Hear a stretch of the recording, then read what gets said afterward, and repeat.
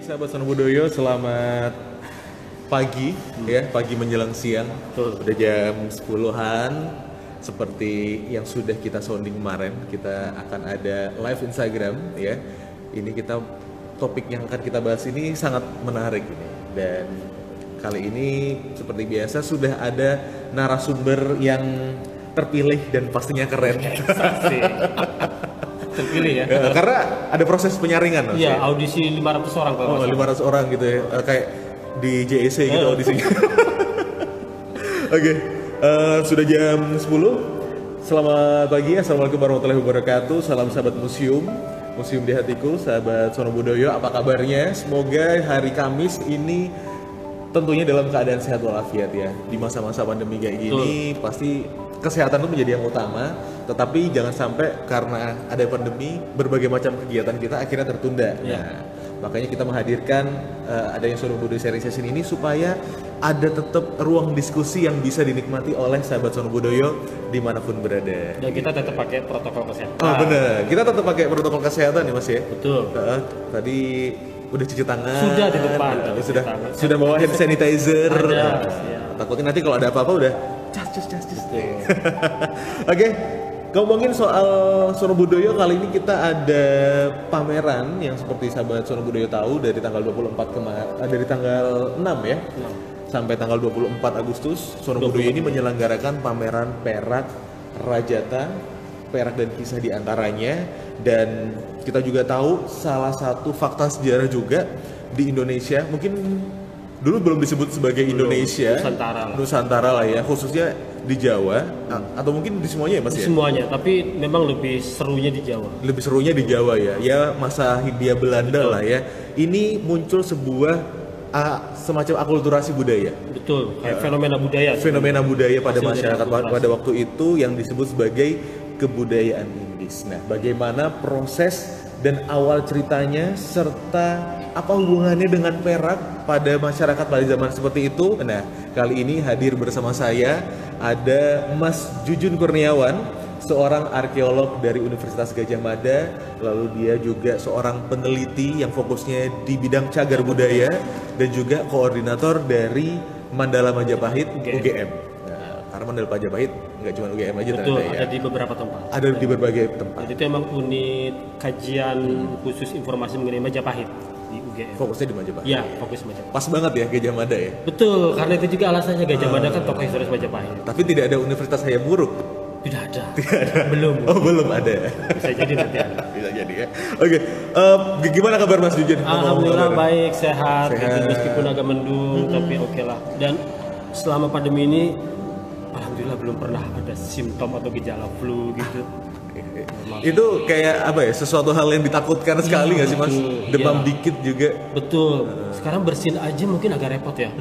Saya juga harus cari tempat dulu kalau mau bersin gitu kan, nggak bisa waciu. Gitu. Dan selain itu sebenarnya kayak orang-orang ketika ngelihat ada orang bersin akan sangat betul. Jaga jarak sekali dengan si orang bersin ini ya. Meskipun kita saat ini tidak pakai masker juga, kita sudah tetap menjaga. Tadi pakai. Cuma untuk kelancaran komunikasi. Demi kelancaran komunikasi kepada sahabat Sono Budoyo nih ya, kita lepas masker terlebih dahulu ya, izin ya.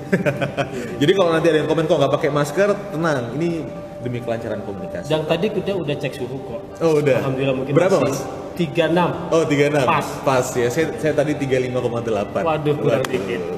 Penting banget ini memang urusan protokol kesehatan ini.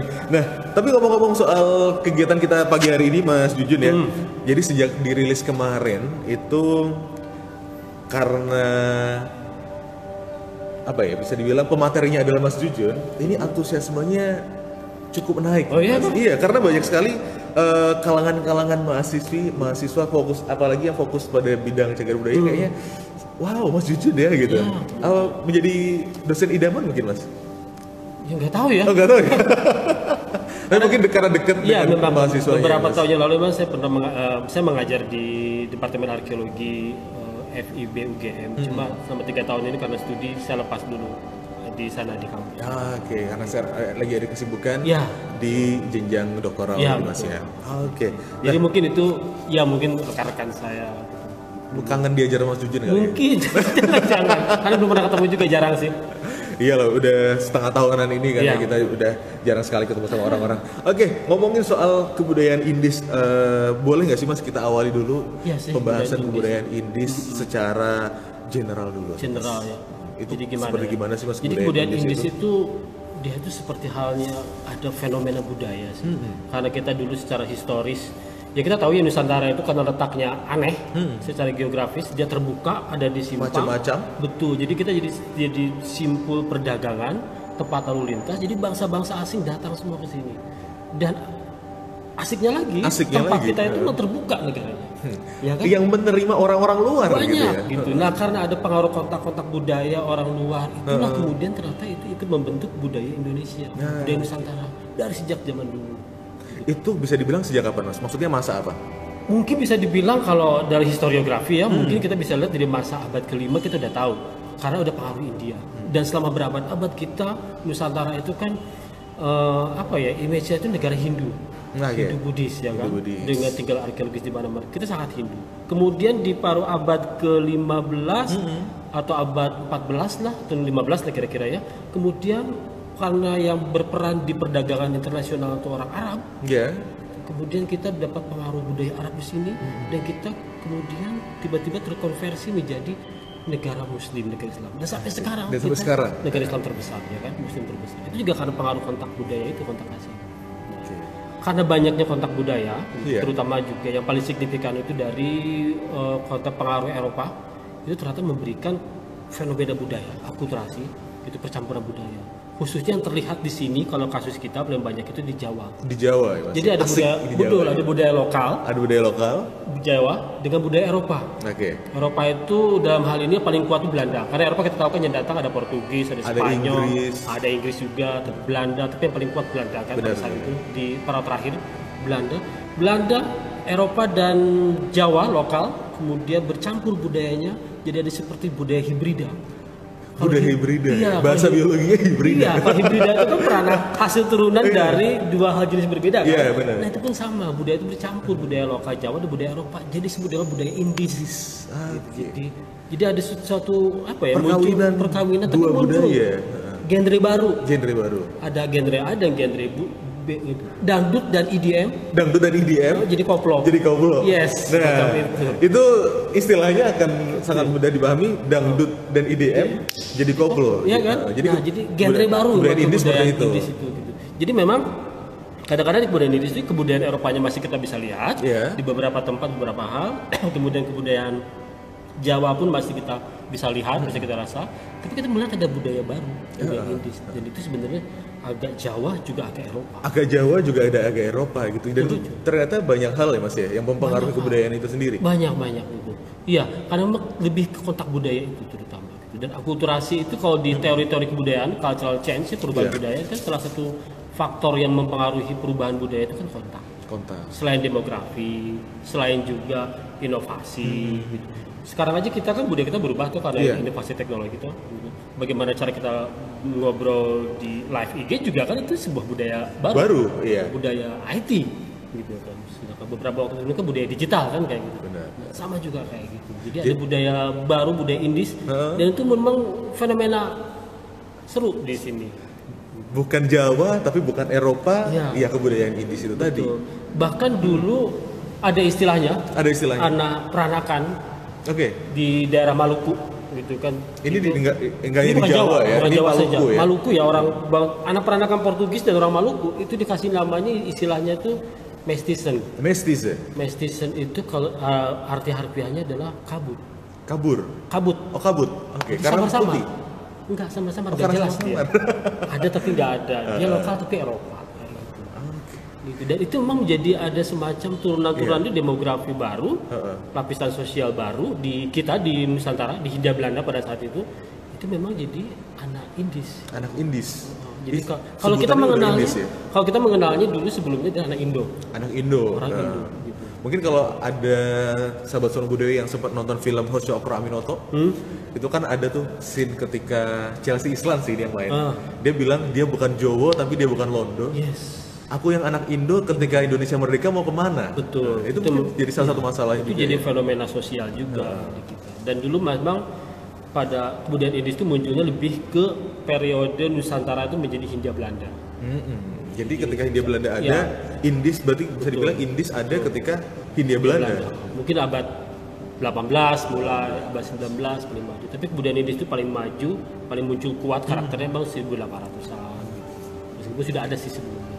Gitu. Tapi pasti ini Mas ya, ketika ada budaya yang datang, proses-proses penerimaan dan penolakan dari budaya lokal pun ada nggak sih Mas? Itu tidak terlihat, tapi setidaknya sepertinya kebudayaan Indis itu memang kurang begitu mutual ya, kurang begitu simbiosis karena pengaruh Eropanya kan dia menjadi hegemoni politik dan dia posisinya lebih kuat. Karena posisi waktu itu penguasa. Dan tatanan kita pada saat itu di Nusantara dan di dunia itu kan ya kolonialisme, imperialisme dan itu kan sebuah tatanan dunia yang wajar Pada saat itu. Kalau sekarang ya aneh. Ada kolonialisme, Imperialisme. imperialisme mungkin aneh banget sekarang. Makanya kalau nggak salah pemerintah kita itu kan mendukung Palestina. Iya. Itu kan bukan gara-gara sentimen religi, tapi karena dia ada sentimen kolonialisme, imperialisme dan kita sebagai bangsa Indonesia pada saat itu dulu merasakan kolonialisme, imperialisme, kita kan di pembukaan undang-undang menyatakan kita menolak semua bentuk kolonialisme dan imperialisme kan. Iya. Makanya begitu ada muncul Di usaha pembukaan seperti UUD, baru, ya. kemudian di abad sekarang muncul, kita membela itu, kita sampai ke PBB sekarang. Itu banyak yang orang kurang paham juga. Mumpung kita mau Agustus tuh ya kemerdekaan. Ini momennya pas banget ya, ini mau 17-an Agustus juga ya. Iya betul. Jadi momen mau 17-an kita mengenal sejarah kita sendiri dan tidak lupa bahwasannya di Indonesia ya dulu sebelum ada Indonesia ada Hindia Belanda. Tidak hanya ada Jawa, Sumatera, Makassar tapi juga ada orang-orang kebudayaan Indis ini. Indis ini memang ya dia kemudian di beberapa tahun belakangan dia menjadi kajian. Dikaji. Benar, kajian. Dan budaya Indis itu karena fenomena budaya belakangan terakhir kalau kita lihat memang sebelum Dennis Lombard dulu peneliti Dennis Lombard ada orang bukunya ya Nusa Silang Budaya itu pernah bicara mengenai budaya Indis, fenomena Indis di Nusantara, di Jawa khususnya. Kemudian di 96 itu ada sejarawan UGM Profesor Joko Sugiman, orang Jawa, almarhum. Beliau membuat penelitian disertasi pada S3-nya adalah tentang kebudayaan Indis. Jadi kalau bisa dibilang kalau di wilayah di ranah akademik itu mungkin ya setidaknya kebudayaan Indis sudah mulai muncul di permukaan sebagai bidang kajian itu ya oleh lokomotifnya bisa dibilang oleh Profesor Joko Sugiman itu. Lokomotif karena beliau fokusnya pada kajian. Mungkin kalau aktivitas yang dilakukan di masyarakat banyak ya, mungkin udah dari dulunya. Ya, betul. Tapi ketika kebudayaan Indis ini dibawa ke ranah akademis, dibahas di perguruan tinggi, penelitian, jadi ilmiah. Itu pelopornya adalah Prof. Joko Sugiman. Iya, dan beliau memang membahas banyak ya, jadi ya aspek kebudayaan. Dia memang mengawinkan budaya, antropologi dengan sejarah gitu. Mas Jujun pernah bertemu dengan Prof. Joko? Pernah, alhamdulillah pernah sempat bertemu dengan Profesor Joko Sugiman. Kemudian pada saat tapi saya mengenal beliau sudah senior sekali. Sudah sepuh banget ya Mas ya. Oke. Dan dulu sempat memang mengunjungi Profesor Joko Sugiman juga di rumah beliau, rumah dinasnya di Bulak Sumu. Oke, perumahan dosen. Ya. Karena beliau juga guru besar ya. Betul, itu salah satu yang cukup mengilhami saya juga untuk kajian di arkeologi di bidang ilmu saya, Profesor Joko Sugiman gitu. Karena saya sendiri salah satu interest saya itu adalah di wilayah di periode kolonial. Karena di arkeologi kan bisa prasejarah, fosil, bisa juga candi-candi, arca seperti itu, bisa juga periode kolonial. Jadi arkeologi tidak hanya membahas candi, tapi periode kolonial pun juga masuk. Meskipun kalau arkeologi itu cintanya itu sampai ke tulang-tulang. Karena tulang-tulang yang dicari. Maksudnya itu ya. Tulang-tulang prasejarah tapi ya, bukan tulang-tulang ayam kemarin. Bukan, beda. Oke Mas, ngomongin soal tadi Prof. Joko Sugiman dengan kajian kebudayaan Indis. Apa sih Mas yang mungkin Mas Jujun lihat betapa menariknya ketika sebuah kebudayaan Indis itu diangkat menjadi sebuah kajian keilmuan? Iya, karena dia kan di bidang budaya ya. Kalau sebuah kebudayaan Indis, jadi beliau itu membahas kebudayaan Indis itu dari seluruh aspek kebudayaan. Sementara di orang-orang akademisi kan banyak umumnya ya sampai saat ini, meskipun itu masih diperdebatkan, direvisi kan budaya itu kan ada unsur. Ada unsur. Ada 7 unsur kebudayaan. Gitu. Karena Pak Joko Sukiman itu, Profesor Joko Sukiman dulu membahas kebudayaan Indonesia dari 7 unsur kebudayaan. 7 unsur budaya. Karena menurut antropolog ya terkenal pada situ Kuflon, antropolog Amerika, dia bilang ada 7 unsur universal di dunia ini, di kebudayaan itu. Religi. Yang pertama. Jadi yang pertama itu ini urutan ya, religi yang paling atas itu yang paling susah berubah, yang paling bawah, yang paling belakangan paling gampang berubahnya. Jadi pertama itu religi, studi kebudayaan, kemudian kalau nggak salah sosial ya. Ini sosial, sistem sosial, kemudian apa lagi ya? Ilmu pengetahuan. Yang keempat tuh bahasa. Kemudian kesenian. Kesenian tuh sistem mata pencarian hidup atau profesi itu. Pekerjaan. Yang ketujuh itu adalah teknologi. Nah, semakin paling akhir itu paling mudah berubah unsur itu. Semakin paling akhir, makanya teknologi paling gampang. Teknologi yang paling mudah berubah. Dan Pak Joko Sukiman memang meneliti kebudayaan itu dari 7 unsur itu. Menarik memang. Menarik ya. Itu kayak kita melihat tatanan masyarakat ya sih, Mas. Dan memang 7 itu kayaknya magic number ya. Magic number ya, 7. Iya, karena langit ada lapis 7. Lapis 7. Samudra ada 7. 7 dalam bahasa Arab atau Al-Quran adalah yang tak terbatas. Oh iya, betul. Ada kayak 7 turunan. Pusing 7 keliling. Ya kan? Iya. Ada bintang 7. Putri salju. Teman-temannya kurcaci 7. Oh, 7 iya, gitu. Surga pun katanya 7 pintu, neraka pun 7 lapis. 7 lapis gitu ya, Mas. Dan anehnya budaya pun ada 7 unsur. 7 unsur. Jadi Prof. Joko Sukiman ini bisa dibilang ya pelopornya unik sekali. Cuma beliau mengambil. Tapi meskipun itu oleh teman-teman kita di antropologi tetap dibahas, didiskusikan gitu, ditolak juga. Tapi kan wilayah apa itu kan istilahnya komunikasi akademis memang kayak gitu. Pastilah ada uji-ujinya. Kebudayaan Indis pun juga. Kebudayaan Indis pun oleh Pak Joko Sukiman seperti itu. Dibahas ketujuh di disertasinya beliau itu sempat dibukukan. Kebudayaan Indis. Jadi buku ya? Jadi buku. Pertama kali terbit itu kalau nggak salah tahun 2000. Cuma saya nggak tahu sekarang masih ada kayak bukunya. Ada lah. Kayaknya di Perpus Sono Budoyo ada juga sih. Ada. Mungkin sahabat Sono Budoyo bisa cek nanti ke Perpus Sono Budoyo ya. Kalau kita mungkin di Jogja ini punya. Kalau di Jogja itu punya shopping, pusat jual beli buku second itu mungkin ada di sana. Bagi mahasiswa ya. Betul. Itu menarik sekali. Dan itu untuk siapapun. Tidak hanya untuk mahasiswa kebudayaan aja ya, Mas. Mahasiswa programming nggak boleh juga baca itu, nggak masalah. Mahasiswa pertambangan pun juga bisa boleh. Karena itu memang umum. Dan ini menarik fenomena budaya. Oke, itu adalah 7 unsur yang juga akhirnya menjadi suatu nilai yang menarik dari yang namanya kebudayaan Indis. Nah, ngomongin tadi soal 7 unsur kan ada kemewahan, ada gaya hidup juga. Betul, gaya hidup. Kegiatan pameran kita ini kan juga ada kaitannya dengan gaya hidup, Mas. Apalagi kan ini perak ya. Memang perak ini berarti ada hubungannya ya dengan nilai kebudayaan Indis. Iya, anehnya memang ada. Gitu. Jadi salah satu kebudayaan Indis itu yang tentang kelengkapan hidup itu, jadi artefaktualnya kelengkapan hidup itu kan mencerminkan gaya hidup. Nah, gaya hidup Indis itu selain tampil di arsitektur, kemudian di pakaian, cara profesi, cara hidupnya juga termasuk cara hidup dan kelengkapan hidup itu adalah di bidang makanan, kuliner. Betul, itu memang unik sekali. Jadi kebudayaan Indis itu ada istilahnya budaya kuliner baru, gitu kan? Itu disebut dengan rice table. Bukan kebiasaan barunya normal. Ya, ini zaman dulu. Rice table itu arti harfiahnya rice itu dalam bahasa Belanda RIJ. Rice itu nasi. Sementara table itu table. Meja. Jadi harfiahnya memang nasi yang ada di meja.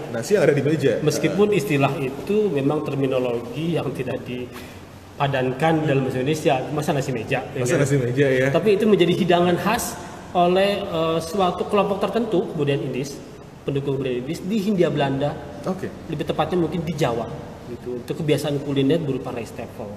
Nah, rice table yang hidangannya yang unik, kemudian tata caranya yang unik juga. Salah satu elemen keunikan rice table itu adalah dia menggunakan perangkat yang tableware, yang biasanya itu adalah perak. Yes. Ini. Seperti yang bilang kita ini ya. Jadi emang itu jadi ciri khasnya. Karena banyak pembesar-pembesar di Hindia Belanda pada saat itu. Tidak hanya di Jogja aja ya, Mas ya. Makanannya memang tableware-nya adalah perak. Karena itu menjadi simbol status gengsi mereka, Gengsi. bukan emas ya. Bukan emas. Karena emas mungkin lebih ke perhiasan. Kenapa ya Mas ya? Lebih ke perhiasan tadi. Iya, ke perhiasan meskipun agak jarang kita lihat. Lucu ya kalau misalnya Iya. emas gitu. Mungkin Bahkan di, kuningan lah ya. di beberapa aristokrat di luar negeri di Eropa pun itu kan perak kan. Lebih ke perak. Bahkan kita ada istilah kalau ada anak orang kaya, gitu kan, anak orang kaya dari turunan itu kan kita sebutkan wah dia silver spoon. Oke. Jadi kaya dari turunan. Bukan gold spoon. Bukan, dia silver spoon. Saya lihatnya dari drama-drama Korea bilang, Wow. wah silver spoon dia gitu kan. Di Korea kayaknya juga ya Mas ya? Iya, karena memang untuk yang kerajaan, untuk yang aristokrat itu kan memang lebih ke perabot perak. Perabot perak. Itulah kemudian kebetulan di kita di Museum Seni Budaya saat ini kita kan sedang ada pameran mengenai tangan bayar itu kan dan perak. Dan perak itu. Itu menarik juga kan. Dan Reichstafel itu memang jadi apa ya, unik sekali.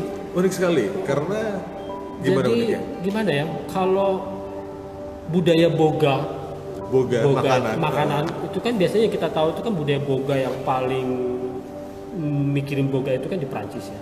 Oke. benar. Sementara Belanda sendiri tidak begitu Tidak begitu fokus pada fokus ke hal-hal boga. kayak gitu. Tapi kan? begitu dia di orang-orang Belanda itu di Hindia Belanda, di Nusantara, kemudian muncul budaya Indis, ternyata mereka ada adaptasi makanan juga. Gitu. Dan adaptasi makanan itu menjadi Reichstafel itu. Reichstafel itu tadi. Jadi mereka makan makanan, mereka berkenalan dengan nasi, gitu. Yang tidak ditemukan di Eropa.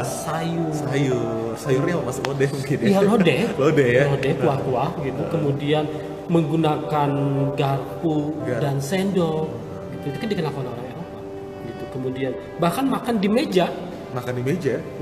dengan 4 kursi itu adalah standar setnya Reichstafel untuk makanan orang-orang India, orang-orang Indis itu. Oke, jadi sejarahnya sebenarnya tidak muncul melulu tiba-tiba ada meja dan 4 kursi, tapi ada pengaruh Ada dari pengaruhnya. Dan budaya kebetulan Indis tuh Eropa di ini. resto-resto di Eropa, di Prancis sana, restoran sana memang dia pasti pakai meja bulat, bundar dengan 4 kursi standar. Gitu. Dan kalau di kita kan di pameran kemudian bisa persegi juga. Bisa persegi. Cuma standar seperti itu. Kalau yang ada di pameran Rajata ini setnya persegi ya. Tapi ada juga coffee table, Oh iya benar, ada coffee table juga. itu juga bundar loh, Putihnya benar, cuma lebih kecil. lebih kecil. Mungkin lebih santai ya. Betul, memang kayak gitu. Jadi mereka mengenalkan kebiasaan duduk di meja Kursi. makan, di kursi, pakai garpu, pakai pisau, gitu. Meskipun kadang-kadang di catatan-catatan Eropa pada saat itu juga sedikit mengejek juga. Oke. Dibilang Gimana tuh Mas mengejek? ada pisau mentega. Ada pisau mentega, Orang Eropa kena pisau mentega dan Pisau potong. sendok lada. sendok lada yang kecil. Iya kecil. Itu nggak perlu di sini.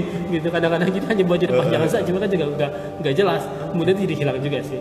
Gitu. Tapi kemungkinan kebanyakan itu memang dari silver juga. Dari silver juga. Oke, dan biasanya waktu itu yang menggunakan adalah masyarakat Belanda dan golongan pribumi tapi yang golongan atas. Golongan atas. Priai, bangsawan seperti itu.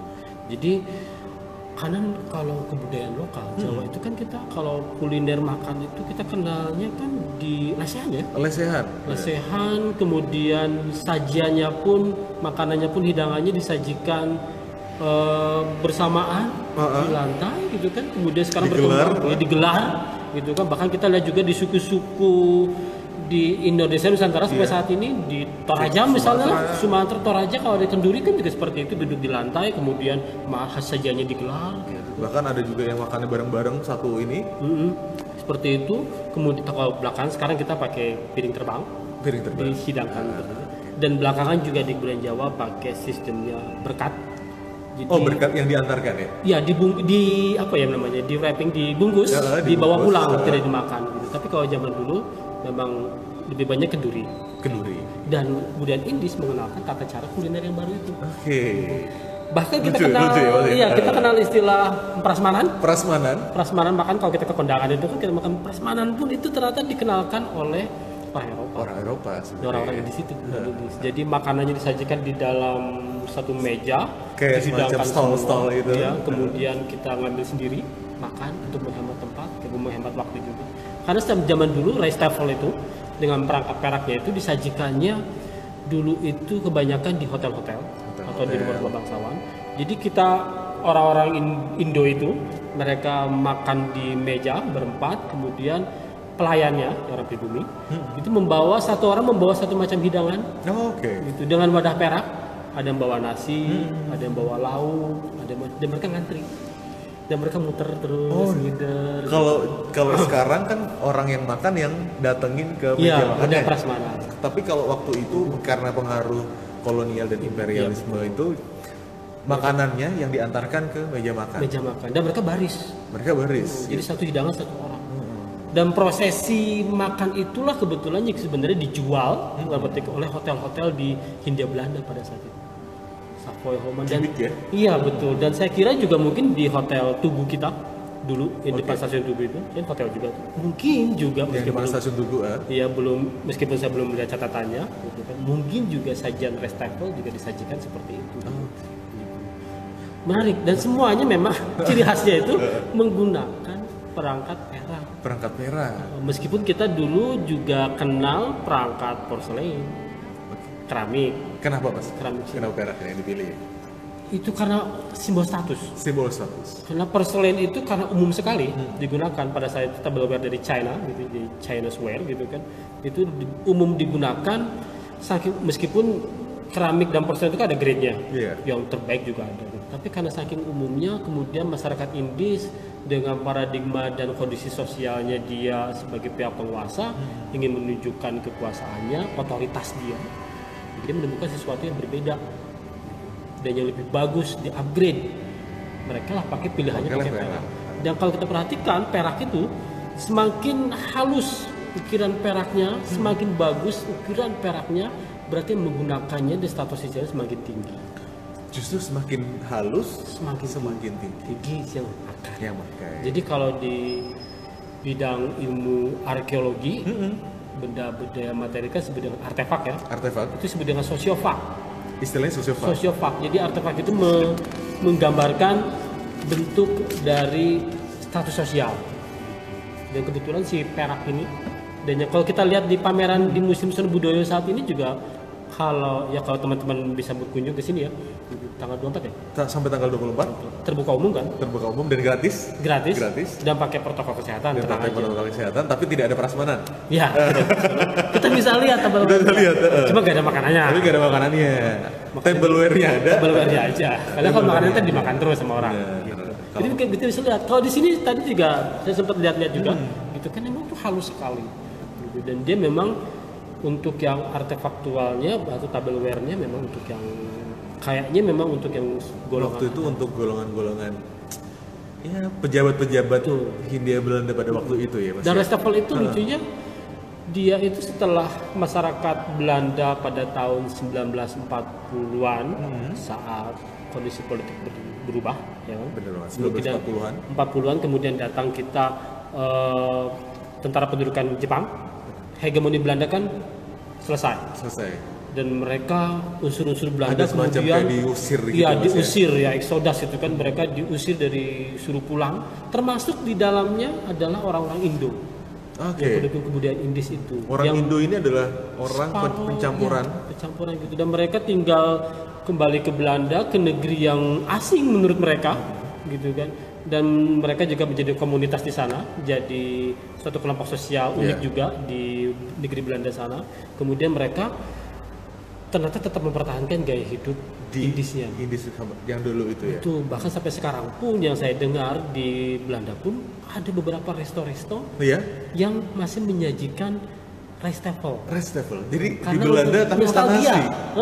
Nostalgia ke masa-masa Indis mereka di Hindia Belanda sini kita ada. Tapi menunya jadi penasaran ya kalau yang zaman sekarang. Menunya sama seperti ini. Mereka nasi goreng, kemudian ada telur, ada sayur-sayuran kayak gitu-gitu. Bahkan saya pernah tapi bukan tempe bacem sih kayaknya. Tempe bacem mungkin ya sebenarnya. Tempe bacem itu di Belanda gitu. Kalau kita lihat di YouTube, nanti ada istilahnya, ada penyanyi sana, ada dia nyanyi Give me mar nasi goreng. Oh iya, pernah dengar kan? Pernah dengar. Siapa penyanyinya dia? Gitu ke Pandoh gitu kalau nggak salah gitu. Dan itu kadang mereka yang bisa dibilang yang udah tua-tua ini nyanyi bareng gitu ya. Karena mereka nostalgia dengan masa-masa yang ada di Gimana Indonesia. main nasi goreng itu kan sebenarnya dari kerinduan terhadap Nasi goreng yang ada di nasi Indonesia. goreng, rice table dan budaya Indis. Oke, ngomongin soal nasi goreng ya, jadi lapar juga ya. Oke, tapi pastinya kita mau menyapa dulu sahabat Sono Budoyo yang hari ini ya, sekarang ini sudah bergabung di live Instagram kita, dan tentunya kita mempersilahkan juga untuk sahabat Sono Budoyo boleh banget ya ngasih pertanyaan kita. Mungkin pertanyaan seputar menu apa aja atau mungkin hal apapun deh seputar kebudayaan Indis. Nanti akan kita coba jawab. Betul. Nanti kalaupun yang terpilih nanti berhak mendapatkan set souvenir spesial. Iya dapat. Iya dapat Wow. Mas. Apa aja itu? Ada perak, bukan ya? Tableware. Tableware. Bukan ini. Iya ada masker, lalu juga ada touch pouch, lalu juga ada hand sanitizer spesial dari Sono Budoyo. Oh gitu. Eksklusif Sono Budoyo. Eksklusif Sono Budoyo. Wow, Nah, asik. tidak diproduksi di tempat lain. Oke. Asik juga. Asik juga. Dan menariknya lagi nih sahabat Sono Budoyo, kita ada di gedung pameran temporan Sony. Ini merupakan juga Gedung Koni ya ini. gedung Koni yang sebenarnya termasuk arsitektur Indis juga. Iya Mas, betul. ya. Ini salah satu bentuk arsitektur Indis juga sebenarnya. Obrolan kita soal Indis, peraknya pun juga gaya hidup soal Indis. Tapi mungkin nanti lain kesempatan lah kita bahas. Kita ngobrolin soal Indis. arsitektur, Iya itu lumayan juga loh. Bilang kesempatan kita ke Perak dulu. Kita ke Perak dulu. Oke. Nah tadi ngomongin soal kerinduan masyarakat Indo ya Mas ya.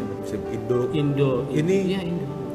kalau misalnya mungkin sahabat Sono Budoyo yang sudah nonton ataupun sudah membaca tetralogi dan salah satunya mungkin Bumi Manusia, ya kan itu Pramudia diceritakan kan si Annelies ini Iya, kan Annelies. Indo ya. Iya, Annelies iya. itu yang Indo, ibunya ini yang Jawa, Nyai. Nah, bapaknya ini adalah yang orang Belanda. Karena ibunya yang Jawa dan konsep Nyai itu juga salah satu produk dari budaya Indis. Kebudayaan Indis. Jadi ada model kalau istilah yang kurang halus itu pergundikan lah. Pendidikan. Gitu kan. Oh, sebenarnya. Ya sebenarnya pergundikan karena tidak melalui lembaga pernikahan kan mereka. Oh, iya. Itulah yang akhirnya di film tersebut Karena Nyai. Ya. di apa ya? Ketika perang di hakim ya, hal kayak gitu. Begitu. Memang status sosialnya pun jadi sedikit ambigu. Sedikit ambigu waktu itu. Meskipun ada juga yang warga pribumi asli yang dia mencapai derajat status orang Eropa pada saat itu, gitu tanpa harus dia menjadi Indo. Tanpa dia harus jadi Indo. Raden Saleh. Pelukis Raden Saleh. Karena Itu kepiawaannya. Iya kepiawaian dia, skill dia yang melukis, gitu kan. Dan dia melukis terkenal kan pada saat itu dan top juga kan. Dan dia melukis pejabat-pejabat khusus. Dan hasil lukisan dia pun itu oleh Pak Joko Sigiman, Prof. Joko Sigiman itu dibilang sebagai lukisan dari produk Indis di bidang kesenian loh. Karena gayanya itu khas. Pakai gaya lukisan Eropa yang mistik gitu kami, tapi kontennya lokal. Jawa. Iya Raden Saleh. Kalau kita bilang salah satu masterpiece apa sih Mas? lukisan Raden Saleh penangkapan Diponegoro. Penangkapan Diponegoro ya. Itu salah satu masterpiece beliau. Salah satu masterpiece. Karena itu unik. Dari sisi dia sebagai orang Indonesia. Yes, itu itu keren banget lukisannya. Karena dia lukisannya kan penangkapan di Pangeran Diponegoro itu kan melukis ulang. Melukis ulang yang ditulis oleh pelukis Ada Belanda. lukisan awal dengan frame scene yang sama, kemudian diinterpretasi ulang oleh Raden Saleh yang saat itu sebenarnya di beliau itu kalau istilah sekarang kita dengan terminologi yang mungkin baik atau enggak pansos panja sosial ke golongan Eropa, tapi beliau melukis penangkapan Pangeran Diponegoro itu tapi dengan muatan-muatan nasionalisme dia. Itu dan itu yang nggak pernah, itu yang paling masterpiece beliau sebenarnya banyak juga sih. Salah satunya adalah penangkapan Diponegoro, dan hasil dari lukisan dari Raden Saleh ini diakui oleh Prof. Joko Sigiman tadi ya menjadi salah satu ciri dari produk Indis. Kebudayaan Indis. Sampai Raden Saleh ya di bidang kesenian, di unsur budaya kesenian. Sampai anaknya pun sebenarnya diberikan status kewarganegaraan Eropa. Karena pada saat itu Eropa ini secara luas ya, nggak hanya Belanda. Nggak hanya Belanda. Eropa pada saat itu. Karena kan kita tahu di masa-masa itu ada pengkelasan sosial. Iya. Yang waktu itu sangat stratanya jelas. Kalau sekarang nggak ada lah. Nggak ada ya. Bukan jelas tuh orang Eropa itu nggak cuma Belanda kan. Orang Eropa, kemudian orang Timur Ajau, orang Cina atau Arab, baru kemudian priai dan pribumi lokal. Nah orang Indo itu mungkin dia tuh ada di satu level di bawah orang Eropa itu, di antara timur asing Cina seperti itu. Dan kadang-kadang gitu secara sosial pun orang Indo atau orang Indis itu juga dia kadang-kadang banyak juga narasi historiografi yang saya lihat juga dia berada status sosialnya di bawah orang Eropa atau sejajar dengan orang pribumi. Ada juga. Karena jadi, apa, Mas? Diversitas juga ternyata. Diversitas juga. Karena semakin waktu demografi makin panjang tuh makin banyak juga orang Indo ini, kemudian Indonesia semakin banyak. Dan orang-orang ini yang kemudian dulu terusir dulu itu dari Nusantara setelah kayak analis itu. Iya, setelah tahun 40-an itu. Dan mereka kangen nasi goreng di sana. Kangen nasi goreng. Dan mereka bingung dengan konsep itu loh. Kalau pernah saya baca itu dengan pisang goreng. Oke, kenapa? Kagum. Oke. Kan kok pisang bisa digoreng dan enak. Pisang buah. Dan enak gitu. Dan mereka senang sekali gitu. Dan kalau kita lihat di YouTube itu orang-orang luar ya, yang orang Korea atau manapun gitu, orang Eropa juga mereka juga terheran-heran dengan nasi goreng. Pisang goreng. Pisang goreng. Padahal pisang goreng itu kan pisang-pisang tertentu ya. Pisang-pisang tertentu aja yang bisa digoreng ya. Oke, Mas Jujun, kita balik lagi ke sahabat Sono Budoyo. Ini juga sudah ada beberapa yang memberikan pertanyaan ini, Mas. Oke. Ini dari Museum Dewantara, lalu juga ada Museum Monjali dan Museum Dr. Yap. Selamat pagi. Selamat pagi. Sahabat museum. Jaringan museum juga, sahabat museum juga. Sahabat museum ya. Ini dari sekutu ya itu ya. Semacam sekutu ya. Sekutu museum ya. Eli gitu ya. Tapi ada pertanyaan pertama dari Wijanarko Fajar nih, Mas. Ini berkaitan dengan kebudayaan Indis dan Perak. Oke, menarik. Apakah ada monopoli perlengkapan perak pada kaum aristokrat maupun elit kolonial di Yogyakarta, Mas? Monopoli dalam hal apa ya? Industri atau penggunaannya? Oke, mungkin kalau misal perlengkapan perak ya kalau misal penggunaan sih memang dia terbatas. Perak itu karena dia memang simbol dari prestis, ya, status sosial memang terbatas, hanya digunakan untuk orang-orang apa? Orang Indo, Indis dan orang pribumi yang priai yang bangsawan. Hanya itu saja.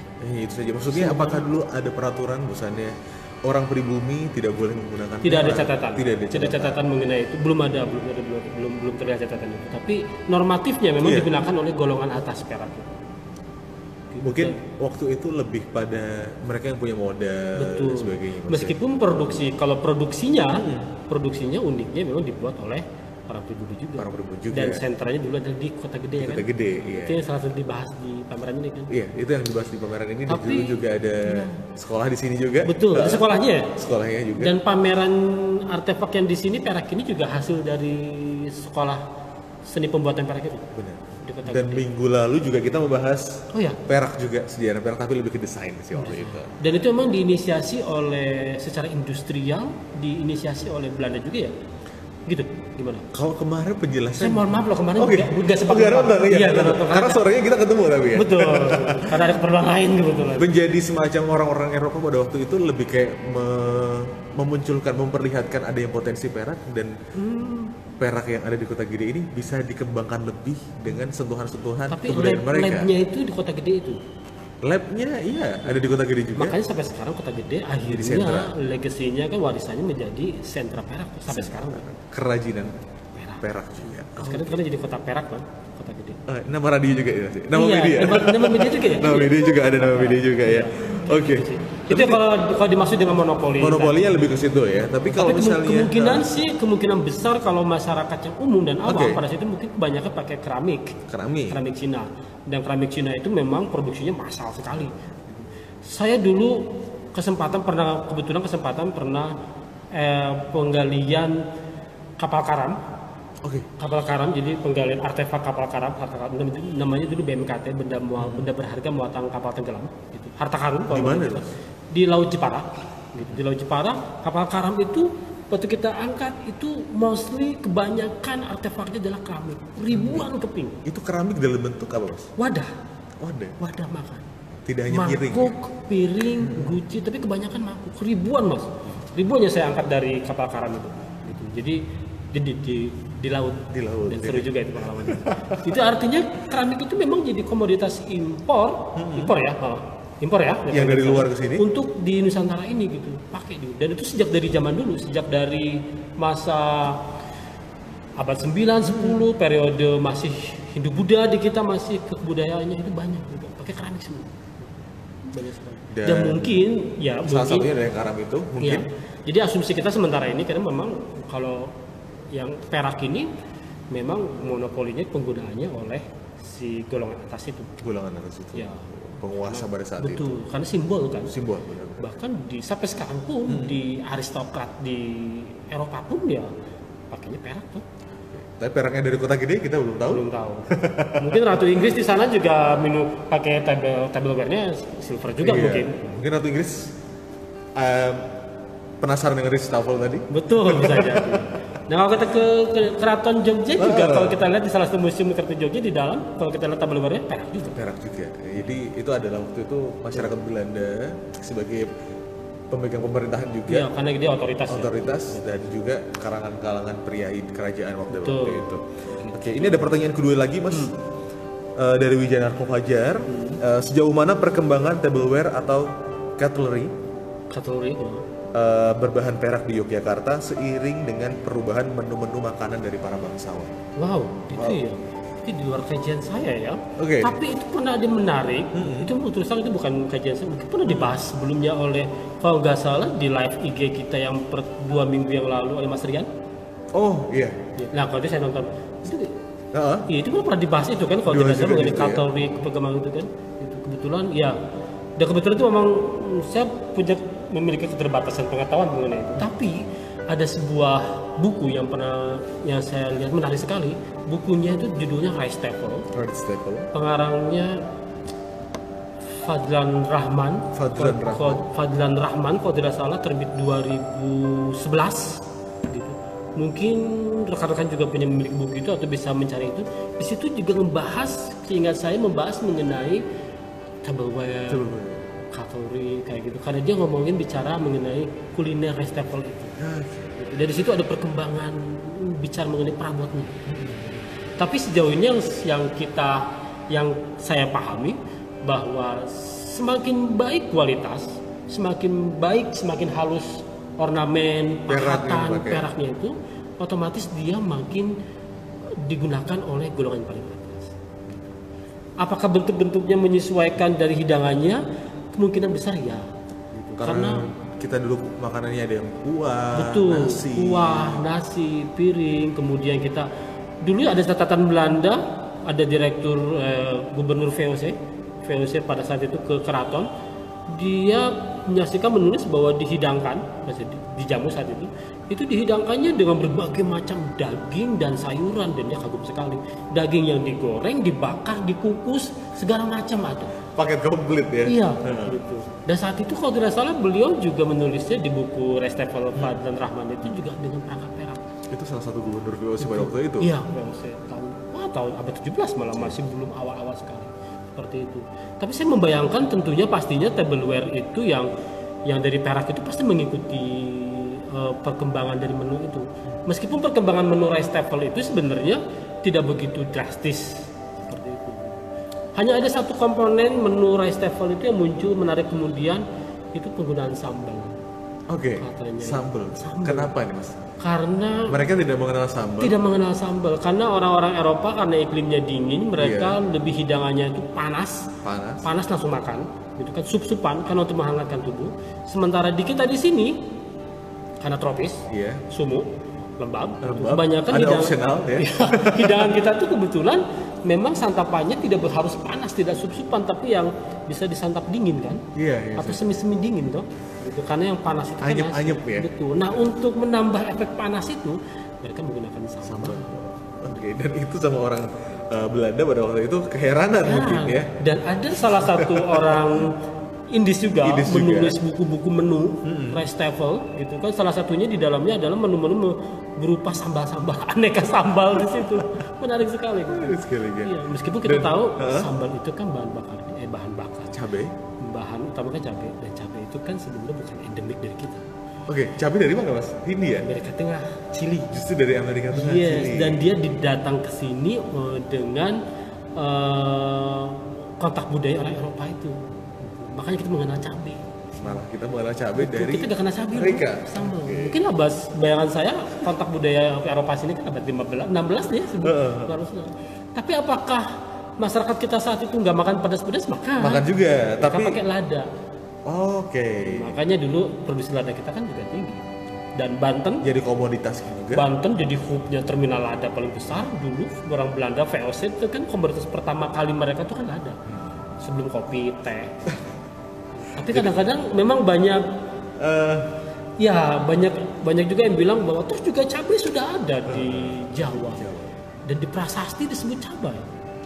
Prasasti loh. Prasasti nyebutnya udah cabai. Abad 10, 900-an ngomongin cabai. Tapi ternyata cabai yang dimaksud prasasti itu adalah cabai Jawa dan dia jenis cabainya bukan cabai yang cili. Bukan cabai yang pedas. Yang cili yang kalau istilah latinnya itu cili itu cabai kita yang panjang itu. Oh, itu tuh rawit. Kalau nggak salah ya rawit juga Caspicum anum kalau nggak salah ya bukan. Caspicum anum bahasa Latinnya. Sementara itu yang cili-cilian itu cabai-cabean. Makanan ya. Cabai ya. Cabai beneran ya. Iya, sementara yang cabai Jawa yang dimaksud itu adalah golongan spesies lada. Lada. Piper. Namanya piper rectrafractum. Bentuknya memang seperti lada dan menguntai. Seperti cabai. Jadi itu disebut dengan cabai. Dan itu yang disebut dengan cabai. Begitu cabai yang cili itu didatangkan oleh kontak Eropa ke sini, kemudian dia menjadi ramai juga, ditanam ulang, dipakai. Kemudian istilah itu karena rasanya yang sama, kemudian digunakan namanya si cili itu menjadi nama cabai. Cabai. Jadi sekarang dikenal cabai itu adalah itu. Dan cili akhirnya dipakai jadi bahasa Inggris. Bahasa Inggris, cili.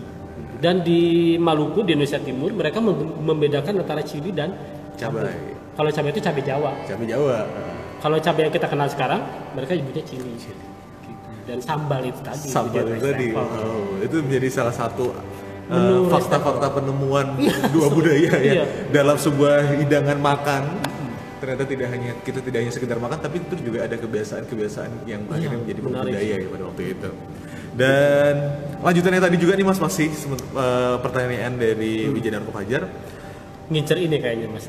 Sebenarnya gitu. Pertanyaannya sangat bagus sekali memang. Bagi aristokrat kerajaan Jawa, sejak kapan perak ini menjadi tableware mereka? Lalu terutama perak yang lahir sebagai industri di Jogja. Betul. Kalau untuk industri di Jogja kan kalau tidak salah dari pembicaraan yang kemarin itu Mas Rifki juga kan itu kan sekitar tahun 20-an ya. Abad 20 awal ya jadi industri ya. Sementara kalau untuk aristokrat Jawa sih jauh lebih dari itu. Dari kerajaan Mataram. Saya memang baca di bukunya Fadlan Rahman itu yang mengenai Restafel itu, dia mengutip ada catatan yang tadi Gubernur VOC itu waktu berkunjung ke keraton 1600-an loh. Gitu dan sudah ada pakai tableware perak. Jadi memang perak itu sudah dikenal sebenarnya. Tapi saat itu masih kalangan untuk keraton saja. Eksklusif sekali perak. Begitu kebudayaan Indis muncul, yang peak perkembangannya 1800-an, kemudian perak itu cuma dibuat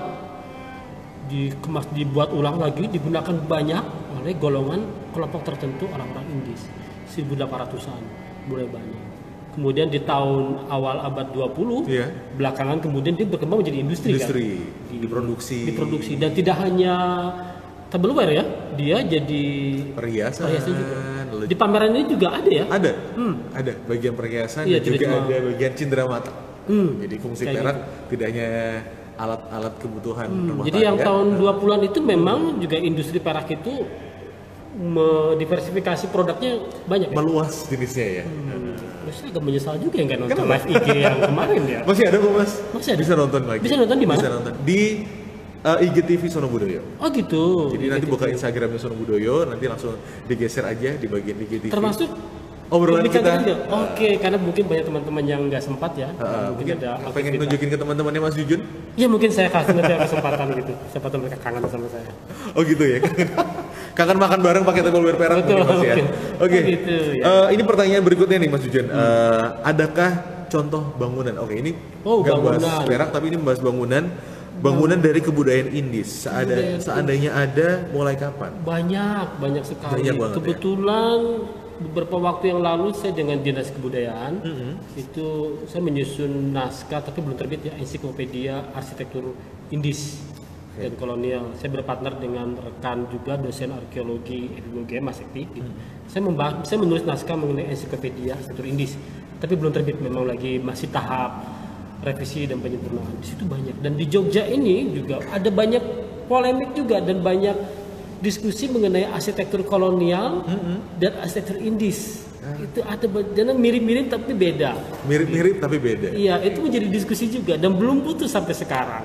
Gitu. Tapi yang sejauh asumsi saya bahwa perkembangan arsitektur Indis itu salah satunya muncul karena rumah-rumah perkebunan. Rumah-rumah perkebunan. Ya, tahun 1870 pada saat itu ada undang-undang Sugar White, gitu kan, tanah paksa sudah nggak ada, swasta-swasta dipersilakan datang, kemudian swasta-swasta itu buat perkebunan di mana-mana, muncul bangunan-bangunan Indis, bangunan perkebunan. Dia cita rasanya lokal, tapi dia berbeda dengan bentuk-bentuk yang ada sebelumnya.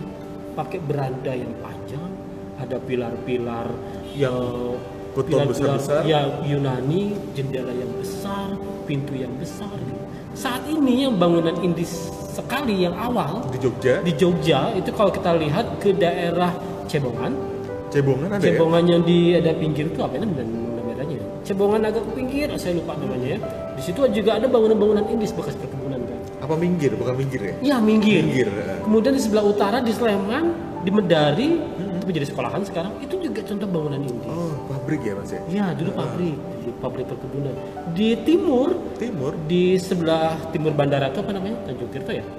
Berbah. Nah, Berbah itu kan ada pabrik gula Tanjung Tirto. Di situ juga ada arsitektur Indis. Meskipun arsitektur Indis itu kemudian berkembang menjadi agak modern. Kalau sekarang kita lihat di Gedung Agung, di sini dekat sini, sebelah sini, Gedung Agung, yang sebentar lagi akan dipakai upacara 17 Agustus. Besok Senin. Betul, itu juga bentuk arsitektur Indis tapi yang lebih kemodernan. Iya, dia lebih disebut dengan Indis Empire Style. Bangunannya. Jadi Indis ada berbagai macam genre ya. Mungkin yang kalian kesempatan lah kita ngomongin ini ya. Nanti kita jalan-jalan di bangunan Indis sambil makan Ristoffel. Betul. Dengan tableware perak ya. Satu lagi. lagi. Di Bintaran. Bintaran itu Bintaran yang dalamnya itu loh. Bintaran dalam dan di sisi luar yang mau ke Pakualaman itu juga itu banyak bangunan-bangunan masih ciri Indis. Ciri Indis. Di situ kelihatan besar, tebal kayak gitu. Dengan ada pilar-pilar Yunani. Ada pilar-pilar Yunani, ada kolom-kolomnya penandanya, kemudian bukaan jendela pintu besar kayak gitu. Menarik sekali ya. Oke, terima kasih sahabat Sono Budoyo yang sudah bergabung di live Instagram kita pada kali ini, dan tentunya kita juga sudah ada di penghujung acara. Waduh, nggak kerasa banget. Kok sekali ya ternyata. Beneran nggak cepet ya? Iya. Nggak kerasa ya? 2 SKS belum ini mah. Mungkin sebelum kita tutup, Mas Jujun boleh ngasih closing statement singkat aja mengenai soal kebudayaan Indis dan Perak. Kebudayaan Indis ya, dari hikmah dari kebudayaan Indis itu kita bisa tahu ya bahwa ternyata kebudayaan kita aslinya itu adalah adaptif. Sebenarnya yang bisa kita ambil itu sebenarnya. Meskipun kebudayaan Indis setelah periode perubahan politik kita di 1940-an, kemudian semua yang berbau Belanda itu disingkirkan. Dan kita bangkit, nasionalisme kita muncul, kemudian Jepang juga dulu juga nggak mau berbau-bau Belanda, kemudian saat kita merdeka juga kita ingin berdikari, kita menghilangkan semua yang berbau Belanda atau nasionalisme, maka kebudayaan Indis pun hilang, lenyap, dan sekarang sisanya hanya artefak-artefak, nostalgia dan cerita-cerita, narasi-narasi cerita itu. Tapi dari kebudayaan Indis kita bisa lihat memang bahwa kita itu adaptif sih. Kita orang yang adaptif, terbuka, adaptif dengan budaya dan pengaruh. Kita tidak menolak mentah-mentah. Kita tidak membenturkan kebudayaan, dan bahkan kalau kita mau melihat kebudayaan kita pun sejujurnya dari masa lalu dari sampai sekarang sebenarnya kebudayaan kita pun juga sebenarnya formulasi dari campuran banyak budaya kan kayak gitu, dan itu kemudian kita pahami dan kita bungkus dan kita labelkan, identifikasikan sebagai kebudayaan nasional kita gitu. Itu saja sih sisi adaptif kita sebagai bangsa Indonesia. Betul. Itu ya. Itu yang pelajaran yang bisa kita ambil dari Indis itu, kebudayaan Indis. Terima kasih Mas Jujun atas obrolan kita pada Sono Budoyo Sharing Session edisi kali ini, dan tentunya baik sahabat Sono Budoyo, demikian ya edisi Sono Budoyo Sharing Session kali ini yang membahas soal kebudayaan Indis bersama Mas Jujun. Terima kasih Mas Jujun sekali lagi, dan juga untuk sahabat Sono Budoyo yang sudah nonton dan yang juga sudah bergabung. Jangan lupa untuk datang ke pameran Rajata masih sampai tanggal 24 Agustus 2020. Sampai jam ya. berapa sih tutup? Sampai jam 9 malam. Oh, 9 malam bisa. 9 malam. Jadi malam-malam Kalau habis pagi, maghrib, kalau pagi jam berapa bukanya? pagi jam 9 pagi juga. 9 pagi. Jadi Pak Coffee Morning Oke, siap. cocok banget di sini ya. Baik, saatnya saya Hadi Rifki mewakili kerabat kerja yang bertugas mengucapkan mohon maaf apabila ada kurang-kurangnya dan juga terima kasih sekali lagi Pak Ya, Presiden ya, sama-sama. pamit juga. Terima kasih juga Sono Budoyo. Sampai jumpa di Sono Budoyo Sharing Session berikutnya. Wassalamualaikum warahmatullahi wabarakatuh dan salam sahabat museum, museum di hati. Di hatiku.